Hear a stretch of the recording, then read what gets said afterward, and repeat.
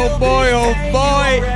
It's Hate Gig'em Week, whatever you want to call those sons of guns out there in Texas. I don't mind taking 2 cowboy hats in 2 weeks in a row, boys and girls. Good evening, good afternoon. Welcome back to High Top Sports. It is Champ's Corner, where the champ himself joins us to recap the game, talk about the presser today, the health status of DJ Lagway, Dolly Wally earning SEC Freshman of the Week, DJ Lagway earning Offensive Player of the Week, and yes, your favorite, you know him, you love him, Billy Napier in earning SEC Coach of the Week.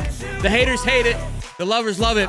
We're going to have ourselves a show. Smash the like button, subscribe. Stephen Harris joins us, ladies and gents. What's going on, big dog? Good to see you, baby. Chomp, chomp. Let him know, Steve. Giggity, giggity, gig, I goo. All right. All right. That is a good point.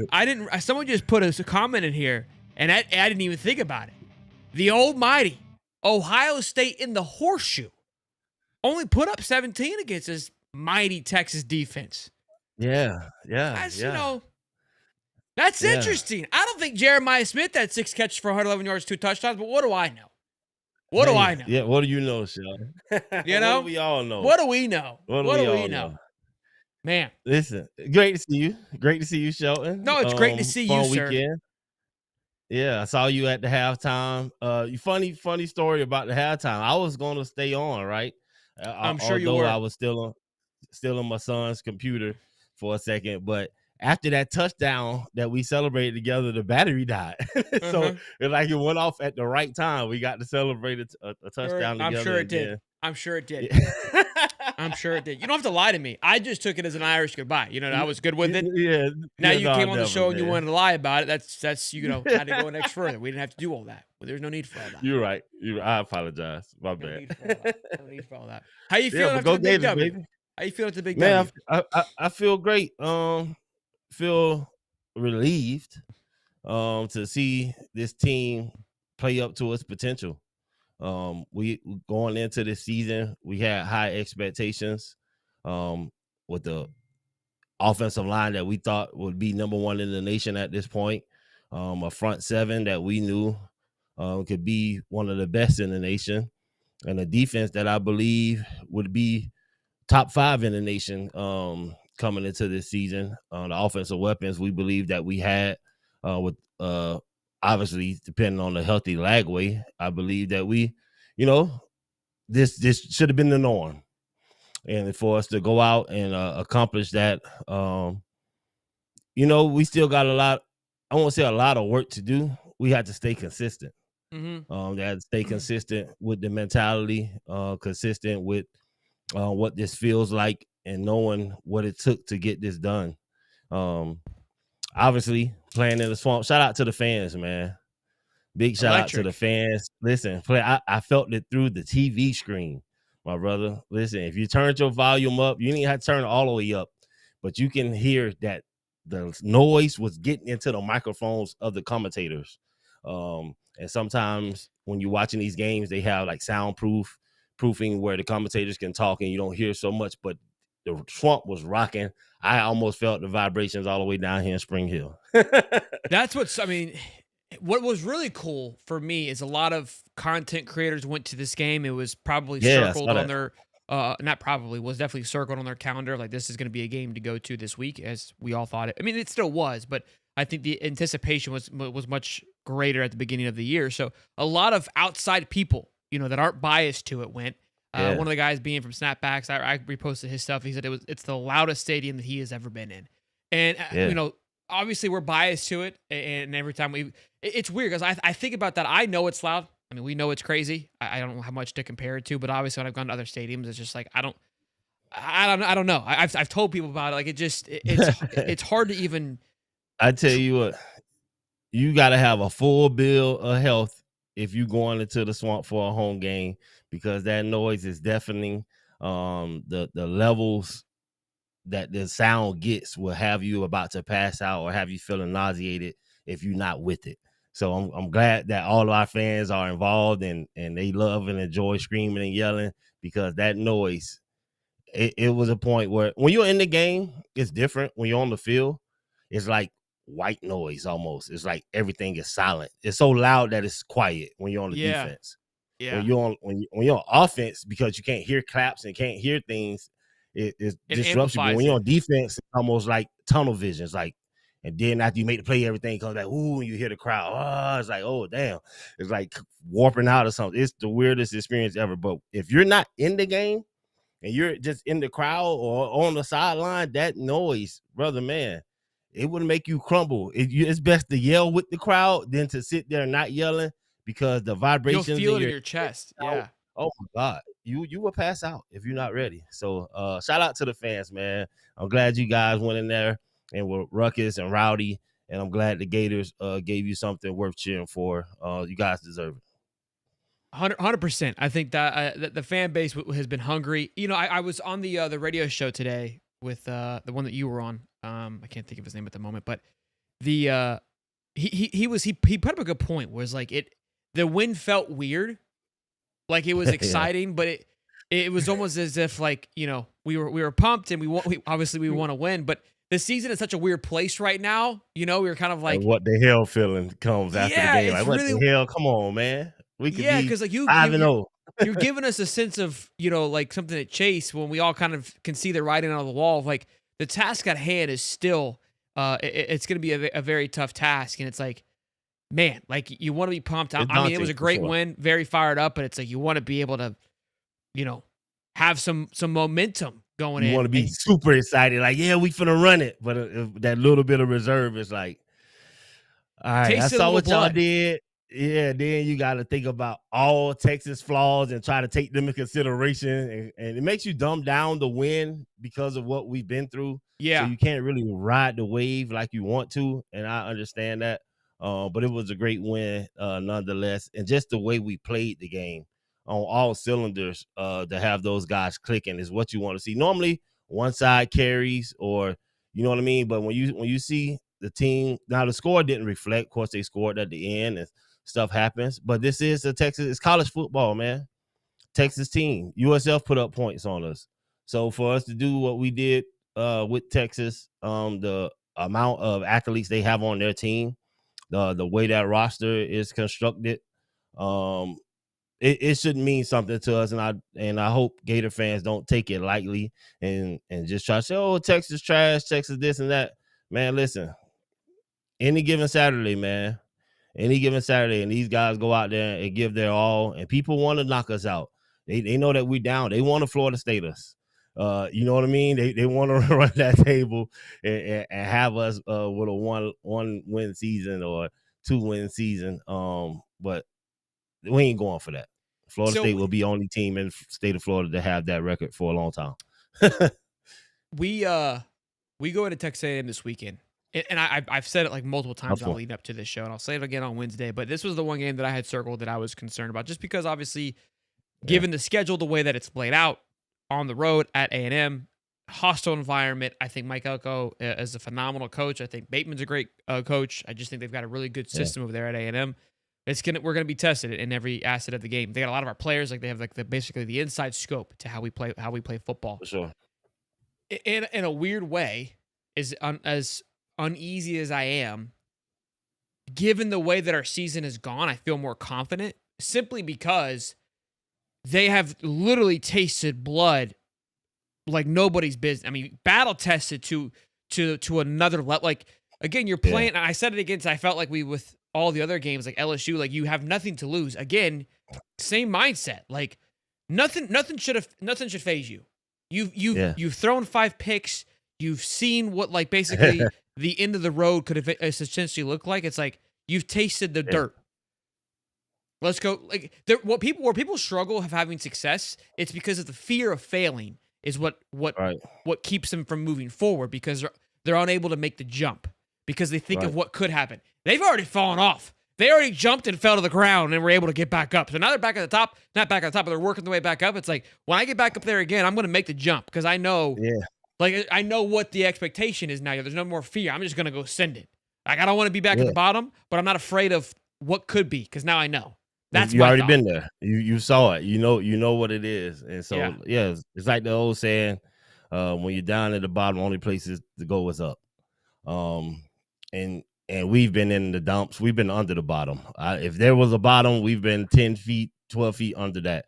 And so getting this win should leave a great taste in these guys' mouth, knowing what they were capable of. And when they go back and look at the film, they'll see the differences between what they did this week and the previous weeks before. And, sometimes we could have squeaked out these wins regardless of Lagway's health in certain situations. But a lot of that boiled down to individual play and were you at your absolute best on every play. Yes, someone may get the best of you, but when they do, is your energy there? Because energy can make up for someone getting the best of you on a run block or you whiffing on something. You know what I mean? And I think this game showed a lot of that, and you'll see some of that in the film that I sent to you.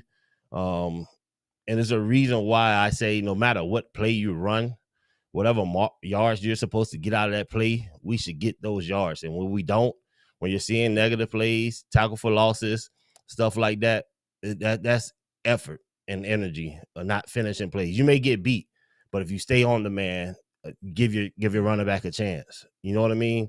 And I think, leading up to this, everybody got the big head. So when you make those first initial blocks, you're like, I got them, and you kind of let off the latch because you think the play's just going to run smooth. You got to grind out everything in this SEC gauntlet. Nothing is going to be given to you. No play is secure. Every play is you got to play every play every second like it's your last until the whistle's blown, and that's how you get wins in this league. And that's what I saw out the Gators. Yeah, I mean, it was a very clean and good football game. And Napier's quote today says, "We've handled adversity well. Now we got to handle success." I think that he took this presser in very good stride, right? Because I think that with a sense of like, hey, like we understand what we did, but we also understand what's left, and there's still a long way to go. When in times I feel like he's tried to almost upplay the success and not understand, like we still have a sour taste in our mouth, Billy. Like what makes it even worse is like exactly what I saw on Saturday is exactly what you and I preached all off season. What we lied about all off season. Like that was the team that I anticipated to show up. DJ Lagway, sure, he threw a pick, he had some mistakes, there's some stalled drives. Yeah, like it's college football. Like there's another pulse on the other side of the football field. Right. All those things were anticipated. A championship caliber defense. That's what I anticipate. And what I love even more, bro, is this defense. Everyone was like, we don't have any sacks. Bam, 8 sacks for you, big fella. What else do you want? Like, telling you. They adjusted, like, and this is what you and I have been screaming this, is like, they're not sacking because they don't want to sack. They're containing the edges. Well, when they realize, hey, they're not running the ball anymore, they've got to throw it. Let's bring some heat. Now, our cornerback started getting torched up a little bit. That's going to be, again, that was a concern for us headed into this season. Now, not only is there a concern, but we lost Aaron Gates and Dejon Johnson. So a lot of youth has to step up, and Kermani and other guys have to play a lot more, right? Devin Moore is fine, but Kermani, who's probably was coming in for certain situations, now has to become much more elaborated with all the plays. He probably was going to play like 20 snaps, now he's 40, 45, 50, right? So those things are going to be a factor that can be exploited, and I'm sure A&M will try to exploit it and start slinging the rock as much as they possibly can. Where I don't feel as concerned about it is, look, I think that a lot of times when those guys were getting beat, we were bringing in Dejon Johnson, Devin Moore. We were bringing those guys in on the corner blitzes. I also like our linebacker coverage. I think those guys are playing well. Pup Howard hasn't seen the field. He's been nursing his injury back. Does he come back, and how much of an impact will he make being able to rotate him in? So I'm excited to play the football game. And that's why you have to play complementary football. I have total faith in Ron Roberts after seeing him these past couple of weeks. According to who we play, his adjustments as a defensive coordinator are fantastic. And it gives me comfort as far as our defensive backs, because I know he can scheme up the game. He's big on tendencies. He knows what these guys are trying to do in these different sets, and he does a great job from what I can see and translating that to our secondary and the linebackers, defensive line. All these guys are aware of what's trying to happen.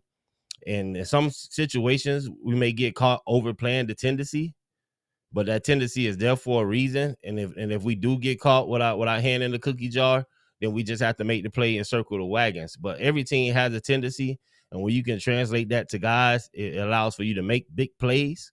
You may get burnt a time or two, but if you're playing on the same string, if your defensive line is aware too, where they're smart in that room, where they can understand, hey, on this third and whatever, this is what the quarterback's trying to do, and they can get to them and affect them, then that allows the back end to play to that tendency and be in a position to make a play on that ball. But if we don't get there, then we may give up something, but then that's on your safety to say, hey, I may give this up, but bro, just make the tackle and we'll do it again.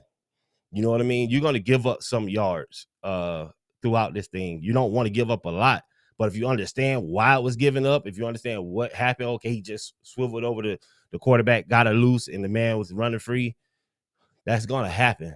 You want to get home. You want to make those plays. You want to take those gambles, but sometimes things happen, but that's why you have to have complementary football on the other end and the offense that's going to go and put points up on the board too. So if you do give up something, if your offense get hot these two drives, then you're up 14.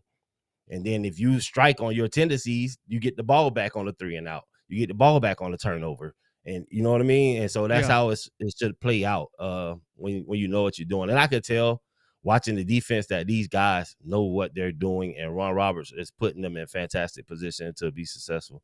Yeah, you feel the confidence in that group. And for sure. Like, even when you give up a play, it's like, okay, it's whatever. First down, 2nd and 12. We gave up the first down on a 13-yard route because we were playing the tendency. They beat us in that tendency. The route looked easy. He caught the ball on Camaraderie, but that's because Camaraderie was doing what he should do in that tendency. They just so happened to beat it. And we circle the wagons, do it again. Now we get the 3. The next series, 3 downs, they punt the ball. You know what I mean? The first down, Tyreek Sapp, the first play of the game, Tyreek Sapp get a tackle for loss. Now it's 2nd and 12. They make a big passing play because they knew. Well, I ain't gonna say they knew. We played the tendency. They beat the tendency. They got the first down. But then the next 3 plays, we stopped them. We get the punt. That's how it happens like that.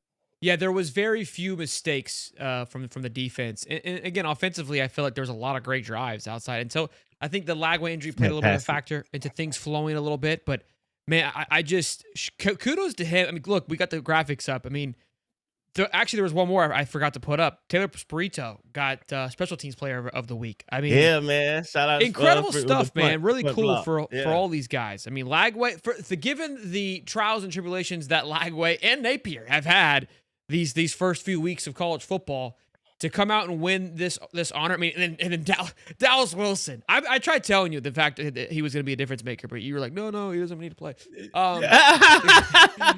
come out, he's just gonna steal my take. Come out his first week in a game like that. It wasn't like it was LIU or any, like it was must win, backs against the wall. He's like, I don't care, give it to me, it to me. Listen, Dallas Wilson, man. From spring game, man, when you I don't know if you guys saw the montage highlight reel that he put together of the spring game that had our defensive players looking ridiculous. It was plays where he wasn't even catching the ball, but he's doing his route off the ball and mushing guys and like selling out to him. And then he catch the touchdown in the spring game and he pumping up the crowd like, that energy, bro, is unmatched. This was the spring game, and this man felt like he was playing against Florida State. He was treating our defense like they were arch rivals during the spring game. You can't duplicate that energy, and it's big when you have somebody like that. Dallas Wilson not only gave our backup quarterbacks comfortability. These guys with the spring game looked crazy because he was out there. Everybody was going to be open. If you didn't double team him, we were going to look like our defense sucked because this man is just that good, and he opened it up for everyone when he's on the field. So coming into that game with me knowing that he was going to be available, I've been waiting for him to be available for such a long time because it opens the game for all of our other guys who are elite players, but you got to have complementary pieces. It opens up the game for Ba. It opens up the game for Vernell. It opens up the game for our tight ends. And I'm not getting ahead of myself, but when DJ said once this offense gets going, it's going to be hard to stop. I had to take a breath because I know when I say stuff like this, it's Disney, Steve, this and that. No, I believed him. I just If need you to see watch it. the film with what he's capable of doing, and once he fully understands everything and the process it, there's a lot of times where DJ has a lot of different options that he can choose on different plays. It may look like it was a run play, but this was an option play. He could have ran the ball, he could have passed the ball, or he could have kept it himself. Him having that decision is scary. That means he's deciding what's open or not. If this guy does this, then this is open. If he does this and that, then that is open.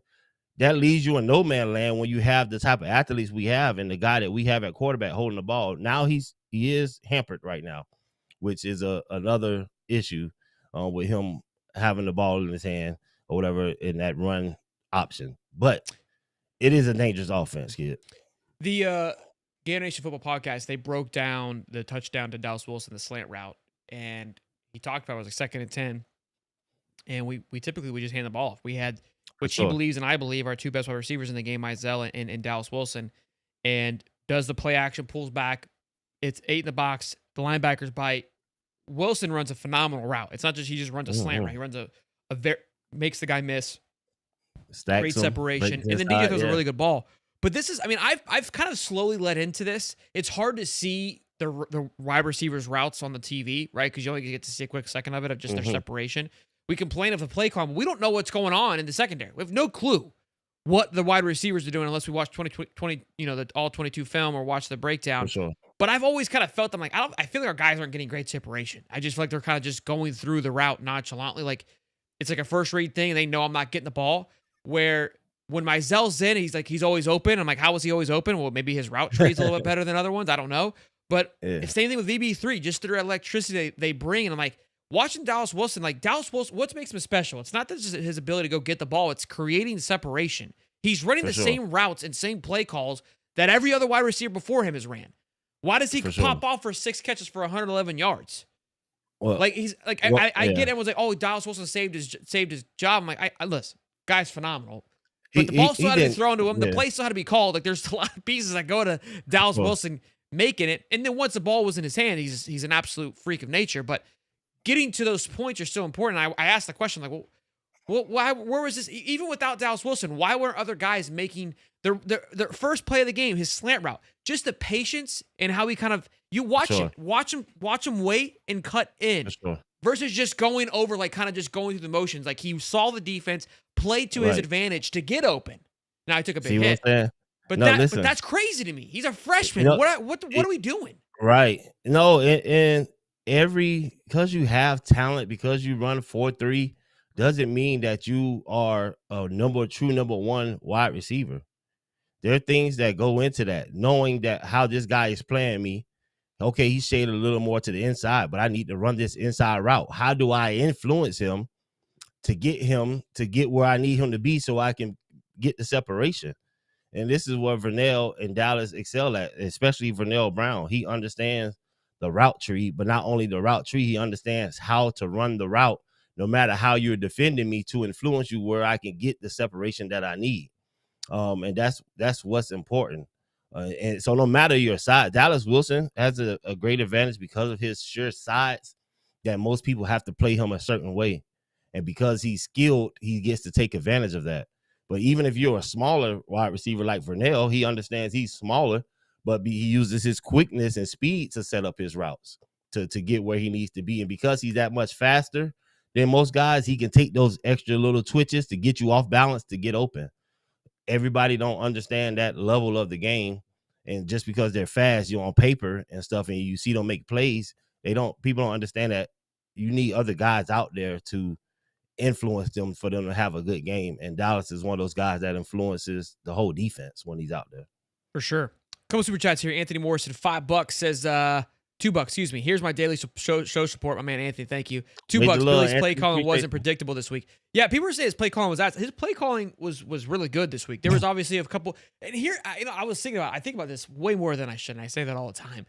But there, and look, we're so, myself included. I'm putting myself into this category. We are just so desperate for just good Gator football that if it's not perfect, if it's not like how we If think it, yeah. and how we believe it should be, we are in shambles. Like For sure. we put up how many total yards of offense? Like almost 500 yards of total offense. Like Yeah. were there stall out plays? Yeah, like that's Yeah. every team on college football on Saturday. Like there's bad drives. But like we have a bad drive, and like, look, we're critical because we can see it change. And I was too. I'm not saying that I'm not there with you because I'm right there, but I'm like, we Right. gotta pump the brakes a little bit because 85% of the game was called very well. Very well. And again, here's my thing. I'm not pumping sunshine. I've said this time and time again because people genuinely choose not to hear me. So I want to make sure that I'm very clear here. It's okay to give flowers when it goes well, though.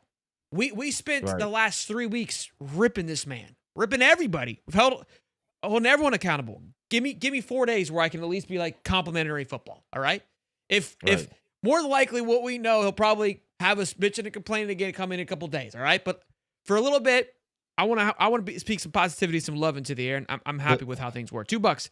Famous called it with D Wally. No, that was me, Jeremy. I said that. Man, Yeah, it was Shelton. these super chats are crazy, bro.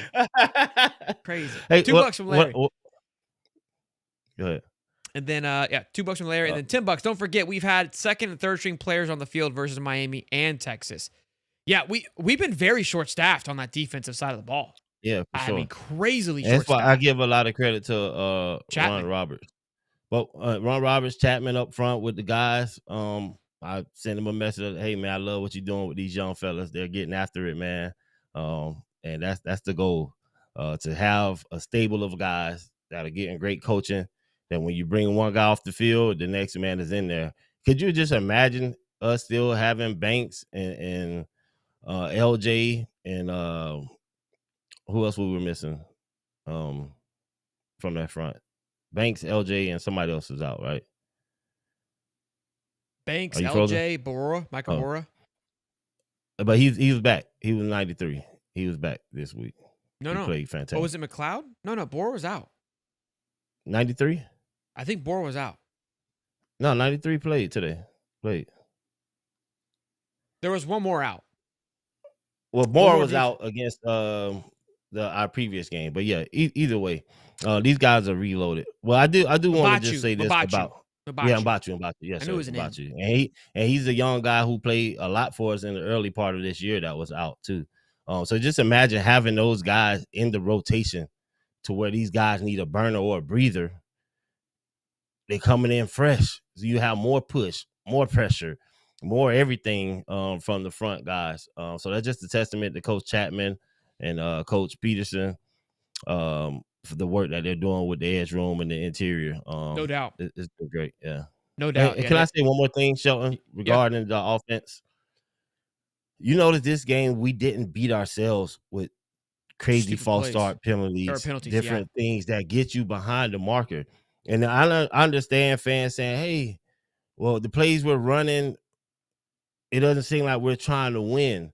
But when, as an offense, when you get behind the marker, the job now becomes don't make it a blowout.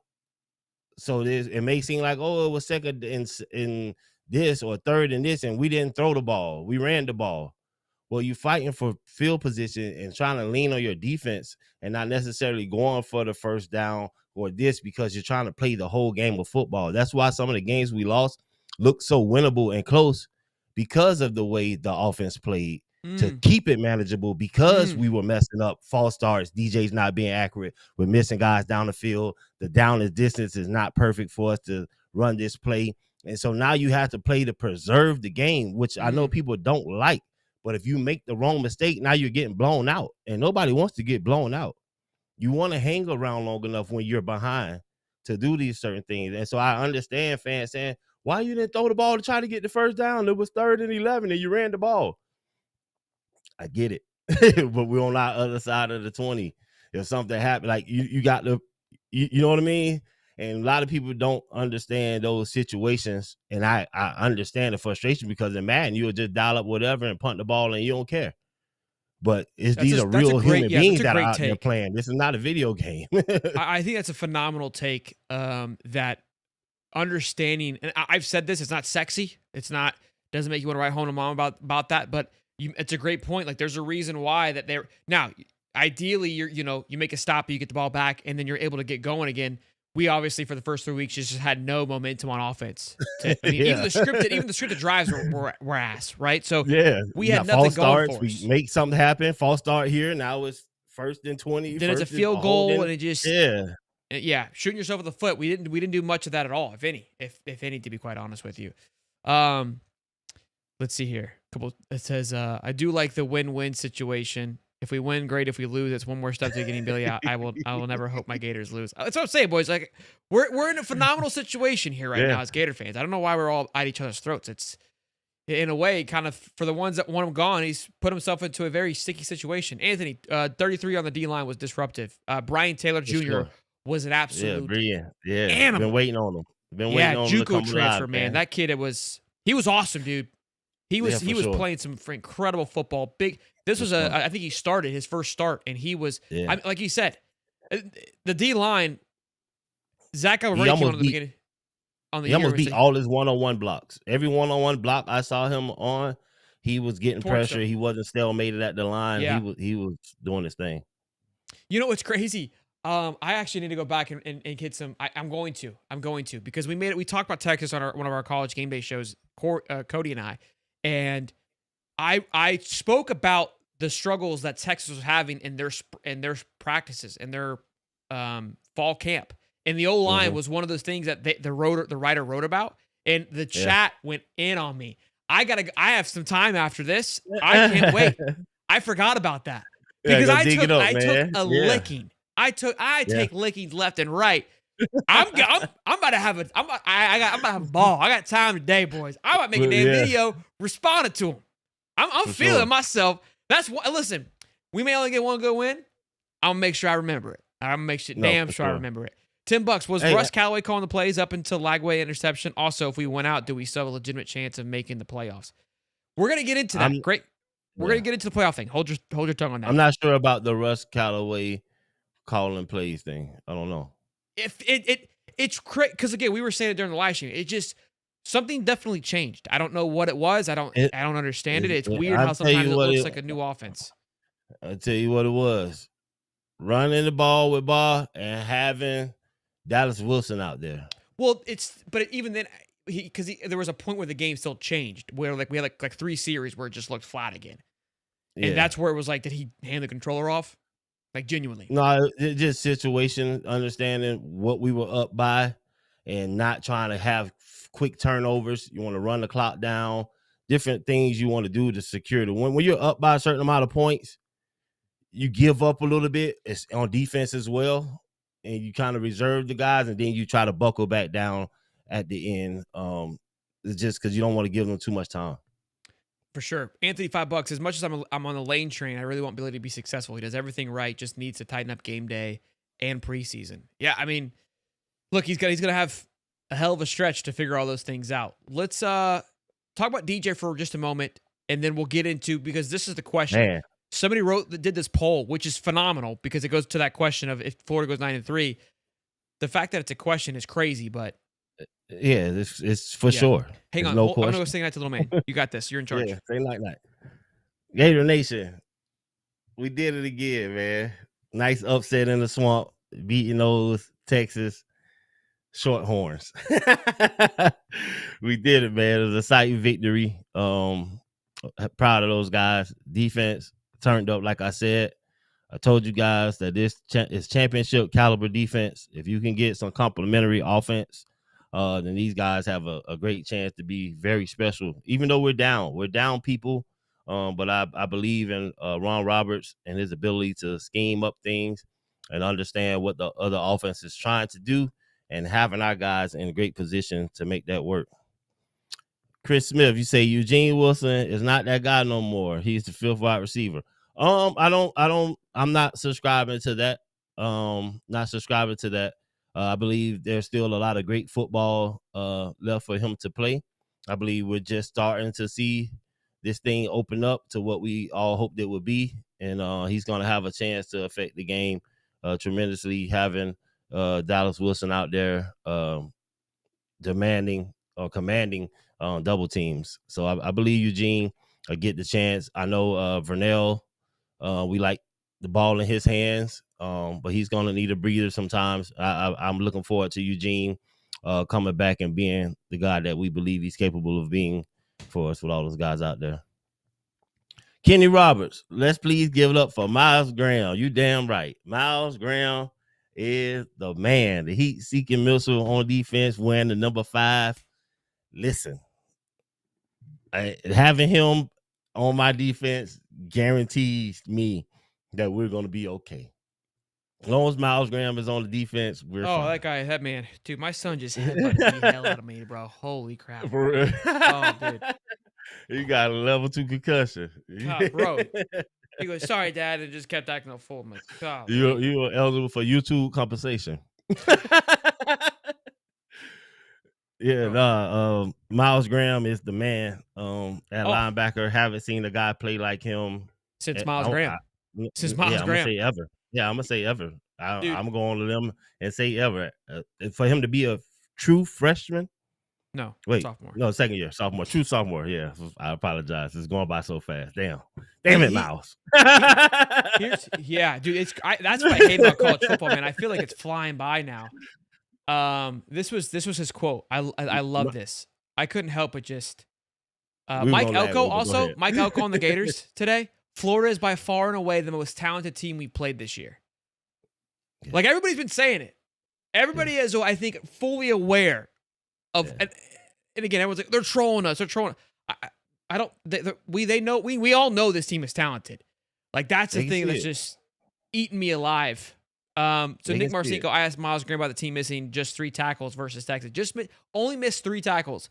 Hopefully next game we can have 0. Wow. What a dog! I didn't realize that stat. 3 tackles missed. That's amazing. What a response too. Like I love it. Yeah. So Lagway got nicked up at the game on Saturday, and a lot of people were asking about it Saturday night. We saw him limping around. We talked about it Saturday a little bit. Napier said that he's practicing like no boot noise, no nothing. So I don't know. I have no clue. Could it have been a stinger? Could it have been? Who knows? I think if it was severe of like concern of pulling Achilles or what have you, I don't think he plays. What do you think it was? Something lower body, some type of tweak. Thanks, I don't know if Steve. a muscle. No, because it was a passing play where he rolled out. Yeah, he didn't get hit. Throw it away regular, and he like does it like a hop, like I felt something, and then he throws the ball out of bounds. Honestly, I was like, after I saw it, I'm like, what the hell was that? Did the hamstring just get a little tight, and he just felt something really quick? It might not be nothing serious. And so in my head, I say these guys playing though. They play in Texas. That way, to fake the injury, these guys gonna think that something wrong with them, and we gonna, you know what I mean? Turn it up. That's what I was hoping. That's what I was hoping. Steve in the lab with his conspiracy theories. Yeah, the way he pulled up, it was like nobody was on him. He didn't get twisted up. He was on a regular rollout by himself on his play. And those scare me more than weird. Anything. The non-contact.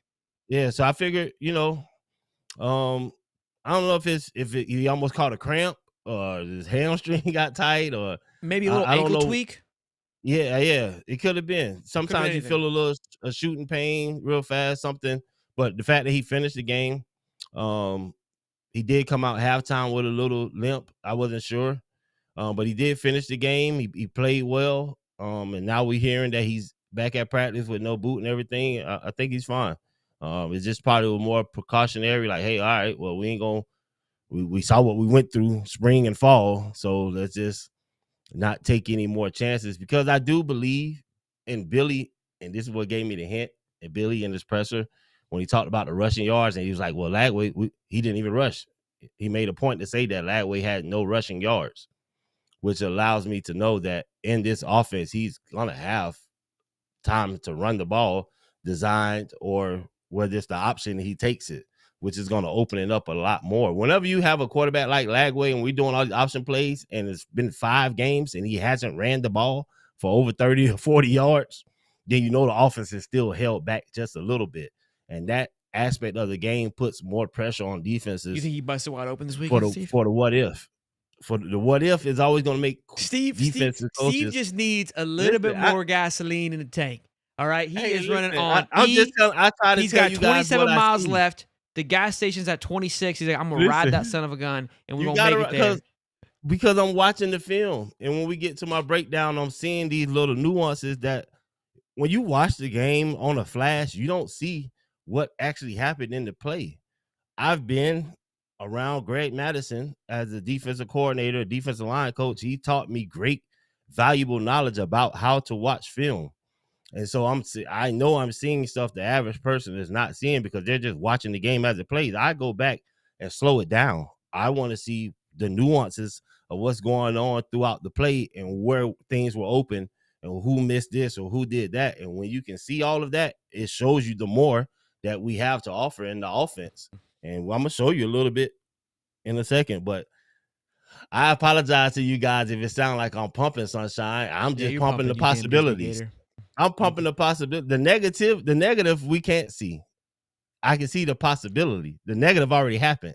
Yeah, we got plenty of that to go around. What you can see. Yes. This is a great comment. Leg sleeve Lagway is him. Hey, listen, I told you the one game. He may play better hurt.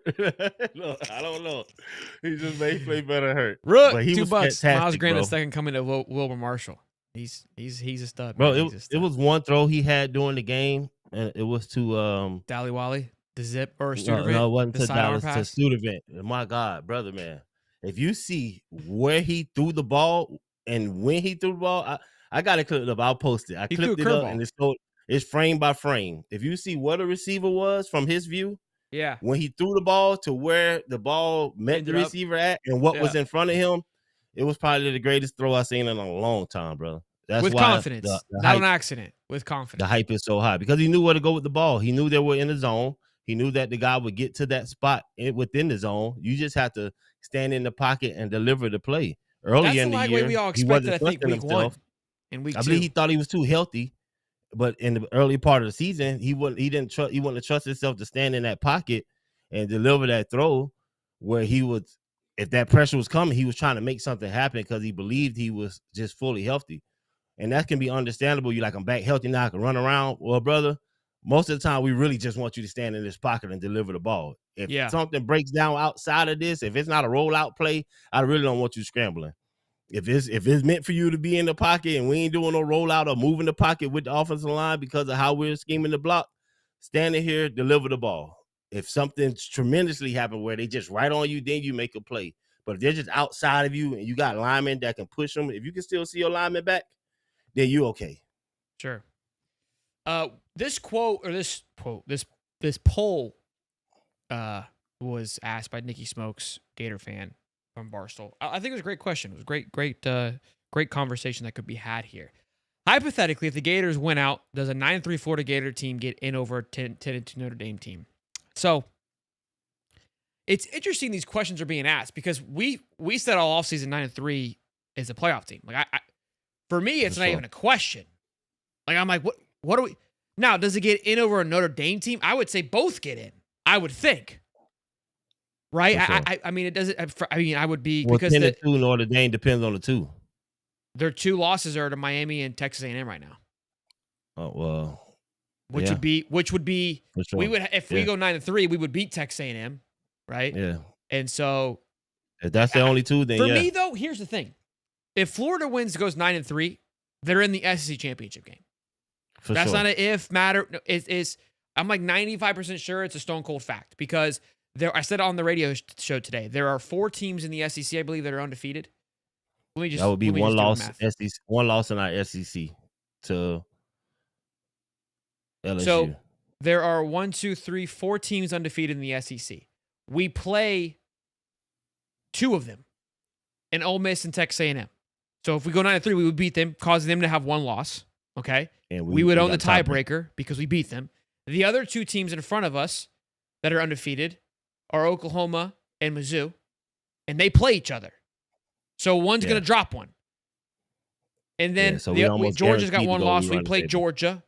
LSU plays Oklahoma, plays Missouri. So, like, there's going to be a bloodbath. Guaranteed. We go 9-3, it's guaranteed that we're in the SEC championship. Yeah.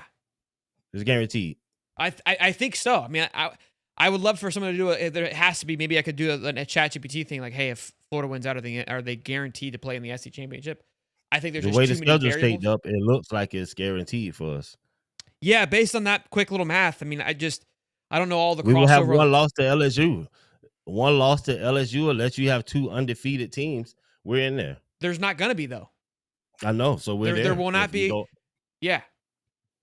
So then at that it's point, guaranteed. there could be a lot of one-loss teams. We would own the tie because LSU, I would imagine, would probably lose. So we're not going. We would had played everybody. Bama could be the other one loss. It could be close. It could be damn close because the Bama one throws a wrench into it. Bama and Oklahoma throw a wrench into it. And it's not the days of the East and West anymore, so it's just the top 2.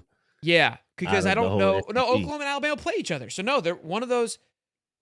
But if Oklahoma beats Mizzou and Bama beats Oklahoma, they'll all have one loss. And then it'll come down to overall record. I believe, which then obviously there won't be 3 undefeated SEC teams for the SEC championship. There will not be. It won't be 3 undefeated. No, because Mizzou and Oklahoma play, and that's right. So one loss Florida to LSU. We're in there. It's gonna be close, but I don't. I mean, that's a long way down the road. But I just thought this question was kind of crazy. Of like, how is that even like a thought? Because it felt like in an earlier season that 9-3 was, in my opinion, guaranteed. Now you're saying, yeah. Now, but Notre Dame, I guess, throws a wrench in it because I do believe if they went out, being Notre that Dame should be in it. Being that, but they get their own seat. No, huh? Mm-mm. They don't get like a special seating. No, they don't. They're actually screwed because they don't have a chance in through their conference. I mean, we have to be in the SEC championship. If we're in the SEC championship, we're in. Like, there's no ifs, ands, or buts about it. If we're 9-3 and we're not in the SEC championship, then it could be close. Yes. Then we're on the outside. We're waiting. We're kind of looking around. That's how Bama got in, or who got in last year off of that. Clemson got in because of winning and kicked somebody out. Yeah, I just Bama don't see no way we go 9-3 and not make it to the SEC championship given our schedule. Period. Yeah, I don't think that's how it works. Yeah, yeah. A lot of teams got to do a lot of losing between now and then for it to not have that much of an effect, regardless of the SEC championship. Look at this. We need to make sure we keep this. If we go 9-3, I'll personally donate $500 to High Top Sports as an apology for having common sense. No, you need to do that directly to me. No.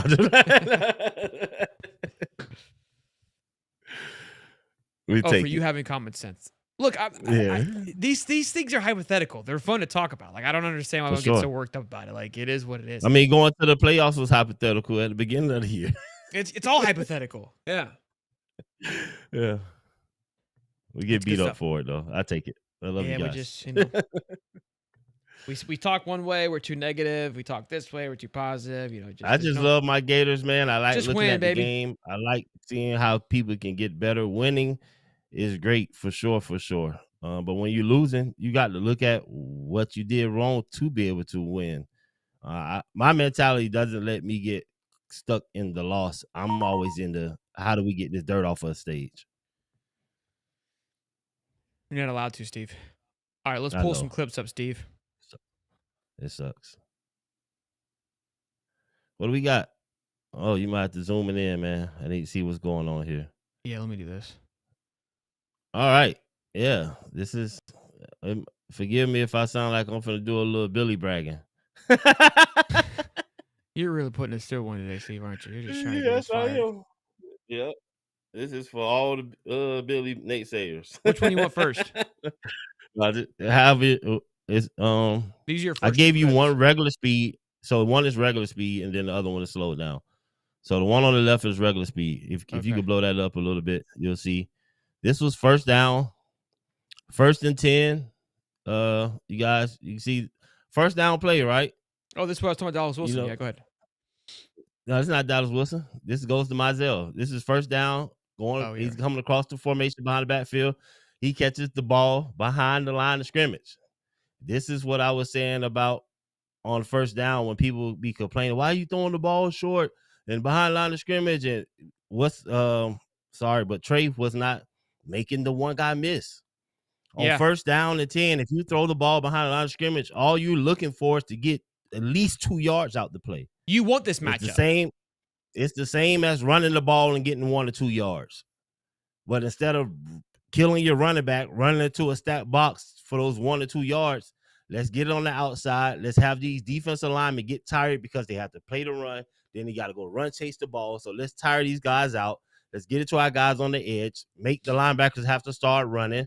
They're looking at guys who come in motion who actually are getting the ball. This is early in the game. So if your motion guy gets the ball early in the game, now every time he goes in motion, you have to account for that, especially if he gets these yards. But this is what I love about here. If you go to the next clip, it's just slow down. Real quick, I love this because it gets the brain clicking here. What you're not seeing, and you're saying it, right, is how much of a difference this makes. Because you come out. It's the beginning of the game. Beginning of the game, you go from 1st and 10 to 2nd and 6. Now you have an option to throw it, to take a shot, because 3rd and 6 is manageable. But if you're 2nd and 10, now you're almost like in a must-throw situation. And now everybody, hey, Billy's predictable. Well, damn right he's predictable, because the first play I drew up wasn't executed the way that it needed to be. And you had to fight the run. Yeah. Early in the year, we giving this play to Eugene. He got the one-on-one, but down. We're getting tackled. We're he's not down getting right here. 3 yards. We're getting 1 yard. But look where Mizell is able to stretch the ball to. Look where he rewind it back. Look where he got the ball at. You see the line of scrimmage is this line. The black line, right? So go back a little bit more. Just a little bit more, bro. I'm sorry. Look, so he's already 1 yard behind the line of scrimmage when he gets it. Yep. Look what he does when he get the ball. He knows the guy's coming downhill. So he bubbles a little bit to give himself some space. He actually goes back maybe half a yard to give himself some space to make this move. Where Eugene probably just runs out of bounds, to be honest with you, and gets a yard. Yes. And that's the difference. Because look, there's 4 yards. This is why I'm telling you, every inch football is a game of inches. If you get down to that goal line, if say you get tackled here and we get down to the goal line and the running back on 3rd and 1 or 3rd and 2 gets stopped 1 yard short. Well, we wouldn't have needed that 1 yard if you ever got us that extra yard. It's a game of inches. Every inch counts. This is first down. If you can get 3 or 4 yards out of a first down play where the ball went behind the line of scrimmage to your wide receiver, it was a great first down play. It was only supposed to get 1 or 2 and cause the defense to get tired. It's early in the game. Okay, I'm okay with getting the 1 yard, but I'm getting the defense tired too. That's a plus. I got the 1 yard and the defense tired, but my guy got us 2 or 3. And now the next play, 2nd and 6, a good run play puts you at 3rd and 2. Everything is open for you. Yeah, even if now you you miss have to the ball, trust if you pass it, you're in 3rd and 6. But you got to trust the play action. You got to bite. It's crazy how this one little play, and that's what I said when it works, it's just unstoppable. And like this is one of those. But it's the same play Billy play. It's the same Billy play, but it just allowed for the next. It allowed for the next thing to open up. His individual effort, because you're 1-on-1 when you're at Florida, and you're 1-on-1 with the guy. You better win. It's positive yards Gators. Every time I bet on it, 10 out of 10. I may lose 1, but I'm betting 10 out of 10. That's how it's supposed to be. You guys are spoiled. Gets us more. Let's go to the next clip. It's the same offense, and this is the first drive. And I'm just showing you, it's the same calling, but the effort and energy of what these guys are playing makes the difference. Oh, wait a second. What do we have here? This is Dallas. Oh, okay. It didn't send it. Yeah. Hold on, sorry. That was the same one. Yeah. Yeah, listen, if I had a board and all that, I can point out and circle people. I need to be like ESPN, boy. I lace you up, and y'all wouldn't be so mad at me. But try to talk to you guys because you're watching the clip from the game and not seeing the nuances. It's hard for me to describe this to you guys, and y'all would call me crazy. Talk to me. So what do we have here? There's a big run play. Okay, boom. This is oh yeah, right here. This play right here. On a natural eye, it's like, hey, Bard's got a big run. Right? Yeah. This is an option play for DJ. This is an option play. Let's go back. Watch the tight end. The tight end, okay, they got a 4-man front. Yeah, 4-man front. They got 2 deep. So the tight end is trying to influence this defensive end by stepping down to the right. He wants this defense end to go down and take the dive play. The right? edge rusher right here, right? But that's why he steps to the right first. Go back. You got to watch what he's doing before the play. Go back. Watch his first step. That first right foot. Watch it. He moves it over. No, watch. See how he steps to the right? How he steps to the right? Yeah. He's stepping down to the right. That's the influence the defensive end to think the play is going down. I'm not really going to block you. I want you to crash down on the running back. If you crash down on the running back, DJ keeps it. But because you got too high, you have this Dallas coming in. Dallas is blocking on this play because really a one-man route on this option, which is the tight end. If the end crashes down on the running back, DJ keeps the ball and he's going to throw it to the tight end, which is going to be wide open. Or keep it for himself and run it. I mean, there's correct. Yeah. But there's an option. He gave it to Ball. He gave it to Ball because the defensive end ran up the field. This is why you have the big hole. But that's the option DJ had on this play. Because he thinks it's going to Hansen here. That's why he takes Lagway and not Ball. Right. It wasn't a design run. DJ read the play, he read the defensive end correctly and handed the ball off. This is what I'm saying about when this offense gets going, that it's going to be scary. Look at Hansen in the flat right here. If DJ keeps it. Yeah. So this is another level of the nuances that this offense has. Yes, it was a great big run. DJ read it perfectly, gave it where it's supposed to go. And the O-line did their job too. Block how they were supposed to block, and you get what you got. But let's just say the DN didn't run up. Look at this DN. No DN should be running up the field like this. Wait, go back. Go back. No DN. His DN, if he's not watching that tight end, which he shouldn't be because he's not covering him, he should have been looking at that tackle. As soon as that tackle blocked, he should have been coming off the tackle, but fanning down, making sure if he hands it, tackle the running back. If you don't fan out to get DJ at the quarterback, is keeping it. And you see what's happening. The tight end is still open. Still open because look, I think that's Wally there is coming to lay the block. He's coming to lay the wood right here. Yes. So you're gonna have this a route. What you have again, if you guys look at the top of the screen, you've got one-on-one with a massive tight end and a nickel back here that weighs 145 pounds, and you're getting 5 or 6 yards there. Yeah, he rolls the reason up. why DJ handed off again, not even just the DN, but go back to the beginning of the play. You see where this linebacker, you can see how deep this linebacker is. On the far left? Right here. Right. The top? It's 1st and 10. If I hand it off the ball, we're going to at least get 2 yards, 3 yards. It's 1st and 10. All I want is 2 or 3. We get more because this third, I'm pointing at the screen. Sorry. This I know it's linebacker. We can be able to draw. You got 4 down linemen. Behind that defensive end is the linebacker right there. How far he is off the ball allows DJ just to hand it right off the ball. Hold on, Steve. I got you. But it's an option. It's not a called run. DJ is reading what's happening and handing it off, or he keeps it and throw it to Hansen, the tight end, who's running that influence down block and then popping out, going into the flats. Hold on, Steve. Watch this. I got you, baby. That's your hand, Steve.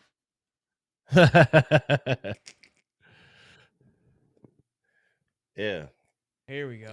But all that is set up. The defensive end actually really ran up the field. He didn't even, I don't know where his eyes was because he wasn't looking at no keys. He ran too far up the field, which gave even more room for this play to open up. So this guy right here. Yeah, this guy. Yeah, that guy. He runs up the field. And this linebacker. He look how far he's off, and he's outside to the play. So even if DJ already know if this guy doesn't crash down, when I hand it off the ball, he's going to be guaranteed 2 or 3 yards.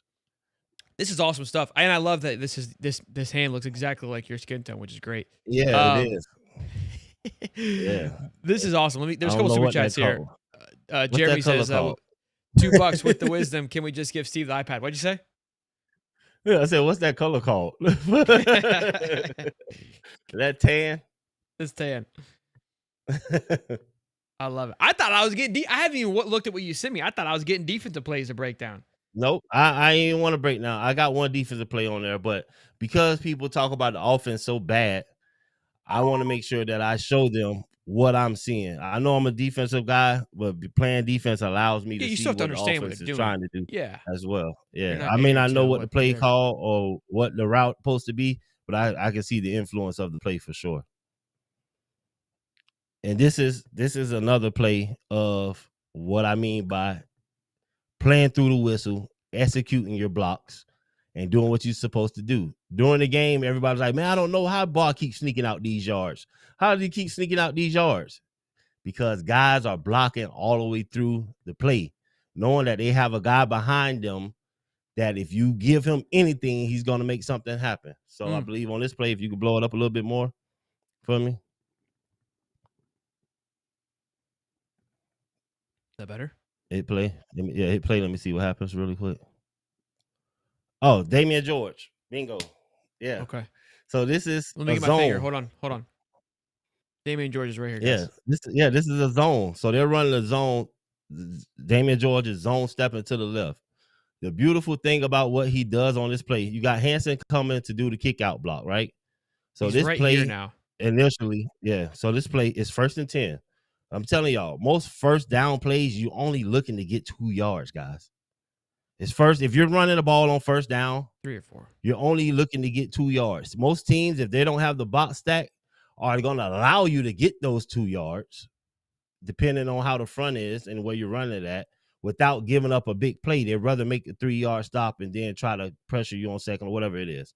But here, Damian George, because it's a zone, go back. You got to play it slow for me, bro.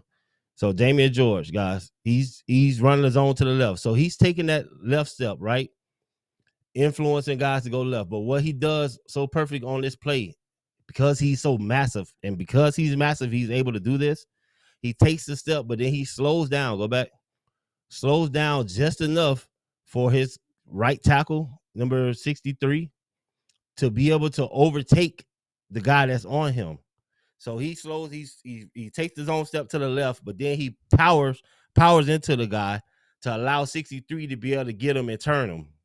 After he does that, he gets off the guy and goes up to the next level. This allows Ba, who should have been hitting the ball right off the tackle butt, getting that 1 or 2 yards. But Ba, trusting in his guys, just is patient. If he wanted to power drive in there, he'll get those 1 or 2 yards. It's easy. But because everybody's blocking how they should, Damian George is able to get that chip in that zone, allow the tackle to overtake the guy that should have been in that gap, and then he goes to the next level. And you'll see him. Yeah, he's right. He moves to right Pins here. the guy inside. Ball with his patience is able to bounce off of that and go. But it's all by Damian George setting it up with his steps. It's a zone play. If Damian George just ran straight down because it's zone, like some linemen do, they just, it's a zone, and you just dive down, then the defensive end is just going to press up field. But because he takes the step to influence and slows down enough to chip him, that chip allows his man, the 63, to take over the guy. If you don't chip him, 63 has no way of taking him over. The defensive end, the lineman, will just turn his shoulder and pierce through the gap, and that hole is no longer there.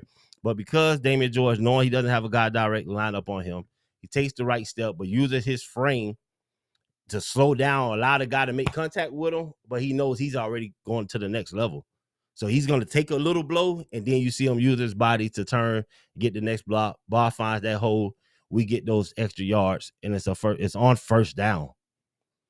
Those plays like that is what makes defenses suffer, because you're like, man, they keep gashing us in the middle, or they keep getting all these yards in the middle. And we're there. And then eventually everybody piles down to the middle, and then Ball puts his foot in the ground and breaks it outside.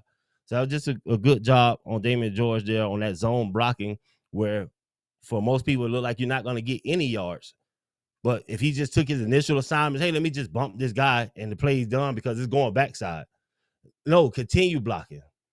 Yeah, you did your first initial, but then you continue to block and got to the next level, and that allows your running back to have the patience to say, okay, damn, let me just scoot back here and get these extra yards because you continue blocking. Yeah, you went over and beyond. Yeah, I think that's an awesome thing to call out that we wouldn't see live. You're not seeing that live time. You're just thinking, you're not seeing that live. Powered through it. Q Lee's yelling at you. He's saying we need 3 yards, not 2 yards. I know, Q Lee. It's designed for 2, but we getting 3 or 4, baby. I feel you. 2 is the minimum. What we got here? Oh, this is a fantastic play right here by my guy Harris, 77. Najee. Similar. left Here. guard. Yes. Watch how you got to slow it down, Sheldon, so people can see it. So they have this guy lined up in this gap. This guy looks like the defensive tackle. Go back. Go back to the beginning of the formation. So this defensive tackle has his right hand down. So he's playing like a 4-eye. No, like a 4-eye. He's not in a true 3 technique on that guard where he has that B gap because he would have been in his left hand stand. Because he's in a right hand stand, had the right foot back, he's really playing on the inside of that tackle. Oh, he's so going he here. has that B gap. He has that B gap. Yes, but you see his right foot's back. Yes. Yes. So if he take a step, the first step is always going to be the foot that's back. So his right step will put him here. That means he's defending that B gap, but he's in a 4-eye. He's really supposed to be on that tackle, depending on the stand. He could have got it wrong, but it doesn't matter. But Harris, watch what he does. He's able on the snap of the ball. Look, the guy who's in the 4 goes to attack the tackle, right? Yeah. Yep. Harris, hits him with the hip. This guy's going towards Barber. Yep. Harris takes like a little bucket step to make sure that they're hip to hip even instead of stepping similar forward. to George. Kind of just make sure he locks him in. He steps back. He wedges this guy, and not only does he wedge that guy, he wedges the guy that's on the center too. Look at what he does with Slaughter. He wedges. He knocks the tackle over to the other tackle so he can take him and open up the hole. Then he comes back and wedges the guy that Barber's on, opening up the hole massively. Slaughter, you mean? Yeah, Slaughter. Yes. You see how they got 99 turned? Look at 99. Yeah. You never, as a defensive lineman, do you want to be 3 yards off the ball going the opposite way? Why doesn't he go get this guy? Because the hole wouldn't be open. Okay. He has to have enough. He has to put enough pressure. He has to put enough pressure on this guy to make sure 99 doesn't come close that hole. Yeah, I got you. He wants to wait till the guy draws up in the hole, then he may peel off and get him. But like I said, 2nd and 5, you're not really trying to bust it open. You want to get as most yards as you can without giving up the play. But the fact that he's able to do that, Barr's going to lower his head and get the rest of the yard. But because he did that, it allowed Barr to run through the hole full speed without having a hand on him by 99. Trying to grab him if he didn't chip 99, but he chipped 2 players. He allowed the tackle to make his block. Yeah, because he chipped them, allowing the tackle to overtake him and get the inside, hold his edge, turn him out, and then chip the center's block to open it up. That's fantastic play by Harris. And fantastic offensive guard play. This. Look at Livingston out here just holding his own too. By the way, just some appreciation post. Look at this. Yeah, on the single block. Yep. Nowhere to go. So so then. I mean, Harris, I see it beautifully. Like he chips him off. Lets Barber. Now you got to do your job, Barber. You're in control. Yes. You have. I gave you a little boost. Yes. And then Damian George has got his guy. Open it up. Yeah. And because Lovett and George are doing such a good job, this blitzing linebacker gets caught up because it's just a mess. Yeah. And they ran that blitz a couple times, and the next time, Bob puts his foot in the ground, shakes him in the hole, and scores. But fantastic blocking by Harris on that play. One man helping 2 guys secure their block, open up a massive hole. That was cool to see. And then people will say, "Oh, well, how did he get those little yards?" Those guys up front, man, finishing through the plays. It would have been one thing for Harris to get the chip block, but then for him to get the chip block, understanding the timing. That's why playing as a unit when they say 5 equals 1 is true, because when you're doing these different scoops, you can't be so fast. You got to play slow. You may take a blow, but you're only taking that blow to allow your man to overtake him. Then you get to the next level. And that's trusting your running back to say, you're not just going to dive into the back of this guard's back. You're going to actually give me time to make my move and then cut back off of me. No, this is awesome. This is really cool stuff. I think it's very informative. I think people are really enjoying it. This is awesome. What we got here, Steve? Last 3. Here, I just want, if you can, I don't know if we can play it, but I want them to hear what the commentator says on this I play. can't play audio now. All right, but I'll just tell you. So on this play, the commentator says, hey, they only ran a 2-man route. They only had 2 wide receivers out on the route. They got great pressure on Manning, and he rolls out and he just has to throw it away. So even with the commentators, they're saying it was only a 2-man route. Commentators are dead wrong on this play. And so as fans, when you guys are listening to these guys take everything with a grain of salt because these commentators are reacting live, saying anything. They could be doing whatever they want to do. You guys don't even see them on TV. We don't know if they party and have a good time, taking shots or whatever. You don't know. And so they're just talking. And when they do stuff like that, it gets people upset. And some people would probably get mad at, sorry, why you running on a 2-man route? And you got match protection and all this other stuff. Let's play the play, and I'm gonna tell you what actually happened. And they were wrong, which we all were on that timeout situation too. So On the timeout situation, yeah, and this is before the timeout situation. This play, look, so this is what they said. They had a 2-man. They say, oh, we got max protection, right? Because you got 5 linemen, 5 down linemen, the offensive lineman, and the tight end, and you got the running back in here, right? And I believe this was a 3rd and looks like 10. I don't know if I can see it. It was 3rd and 10 here. Yeah. 3rd and 10, right? And the first down line's on the 30. Correct. So yeah. What I love about Ron Roberts is they got a tight end and a running back in here. So what they in 11 personnel. We come out in nickel. We got 4-man rush. Why are you match protecting with 4-man rush? We not even blitzing, right? So it's not a passing play. This was a screen. They were running true screen. They tried to set us up, but it got sniffed. First of all, whenever you try to run the screen, whenever you have a defensive end, like 15 coming off the ball as fast as he did, and fantastic job by him to be able to bend the corner, scrub the knee on the ground, and still keep get going. up. Yeah. And look at Brian Taylor. Right? So him being that fast on the play didn't allow for it to develop. Taylor's coming free because it's a screen. They're letting them. Yeah, so the running back right here. Hold on. So they're gonna hold for a second, then they're gonna club Taylor, and they want him to fly pass. Yep. Because they're going out the block. What happens here, why I know that these guys are being coached up and are very smart, Robinson.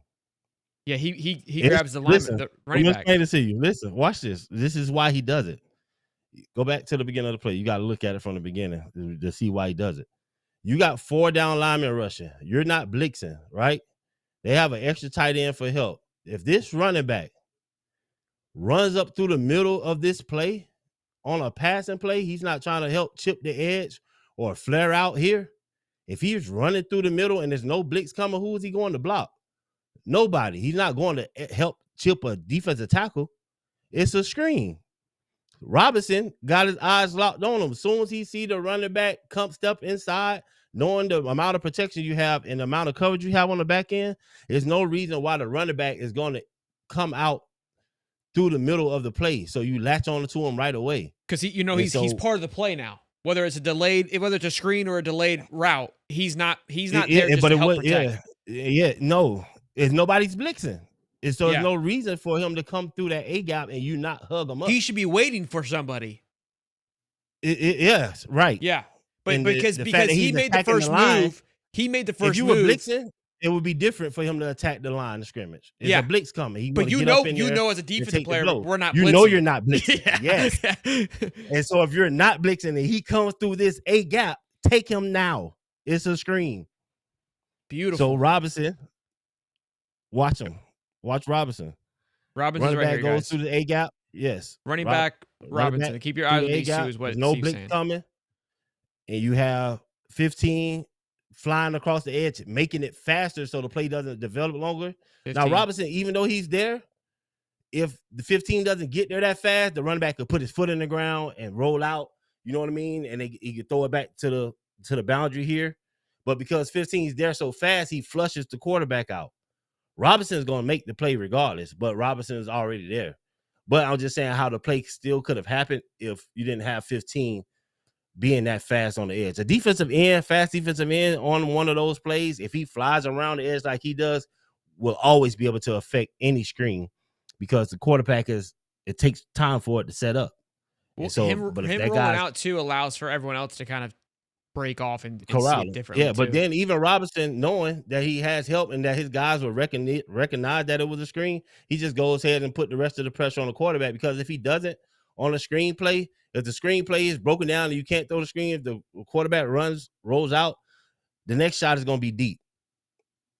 And if you're not so real quick, because this is why I love doing this because my brain starts. I don't mean to cut you off, but I get fired up because when we were playing LSU, we kept getting blitzed, and how you beat blitzes right, and rushes is by throwing screens. Like that's just how you and dump off passes. So Sark's assuming a blitz here. That's what he's anticipating for. But he lost because Armstrong baited him. He knew not to blitz because of Ron?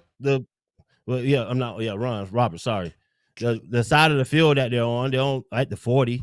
If I blitz you, I'm going 1-on-1. I'm giving you a big play. What they should have probably done here is ran the ball, got a little more ground, and played for field territory. But Ron won.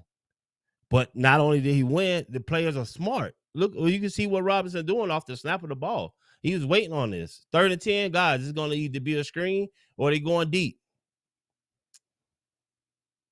That's what's brilliant too. He said it at the beginning of the show of like these guys are able, the defense, you're able to call what you want and trust that your guys are going to do everything right. And look, there's when you call a play, there's always a beatable part of the defense. But you've got to call the right play to overcome it, and that's the chess part of it. There's a weakness on every defense. The thing that gets you the win is knowing, okay, this guy likes to roll out to this side of the field.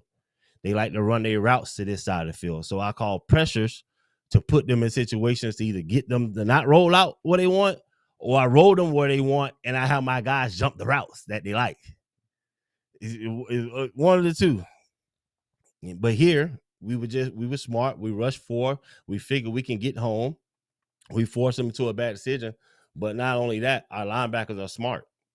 They're getting taught up. Shout out to Coach Bala. Shout out to Ron Roberts for having these guys advanced in knowing what teams want to do and being able to diagnose it and attack it right away. This is a dead play from the beginning. But then after this play, soon the play over, the commentator goes and say, oh, man, Arch rolls out, only a 2-man route. And the pressure just gets there, and he has nobody to throw it through. No, it was a screen that was killed by the defense. Call it right. And so it wasn't even a bad call. It wasn't a bad call. You have Texas fans mad. Yeah. You have Texas fans mad saying, why they don't run the 2-man routes? Their offensive coordinator don't know what they're doing. It was a screen, a better defense. That was fun. And I could do this about every play. And this is only first quarter. I just sat there tonight for like 30 minutes and let me just pull things that I think are valuable from these first few clips. Throughout the first quarter, I can find about 10 plays that show you some nuances people don't see. And those make the differences in games. The little yards with Mizell in the beginning of the game on 1st and 10, getting those 3 yards, those help sustain drives. Those extra blocks by Harris and Damian George, those help sustain drives. You're getting more than the yards you're supposed to get on those plays. It puts the pressure on the defensive coordinator to stop, which is you only got so much field to cover. That's why you want to get to these down the distance that are 3rd and 6, 3rd and 5, and stuff like that. It allows stuff to open up. So we're getting smarter every day, boys. Shout out to Stephen Harris. The professor's getting wrecked. Says Cody's teaching him preschool while Steve's teaching grad school. Listen, this is a national champion, all right? The prof brings us the fun stuff, all right? Let's take it easy on the guy. Great show, ladies and gentlemen. For the fans, I just want you to know I love y'all, man. And I understand that it can be tough. And you guys are right for putting the pressure on it. But when we converse online, just know that I'm not even thinking about half the stuff y'all thinking about. I'm looking at a whole different game. So just ignore me if you don't like what I'm saying. I love it. Stephen Harris, Show Walker, boys and girls. Be good. Smash the like button. Subscribe. We'll see you guys live tomorrow morning at 9:35 for our Wake Up with High Top show. Then, of course, Wednesday morning, Thursday morning, Friday morning, live every single morning. And Wednesday, we will live at 8:35 for the best day of the week. Y'all be good. Be safe. Go Jags. Peace and love, baby. Yes, sir. Can we sponsor Steve versus the Prof and Madden? I want both of them. Hey, my fingers don't react as fast. My fingers don't react as fast as my mind, Sheldon. It's not my fault. Hey, is this your son? Yeah, that's my son. I see you, son. Okay. He said you suck earlier. Good job, Pop. Yeah, he the one that went to Florida State on college and got burned. Yeah. Y'all be good, man. Much love, fellas.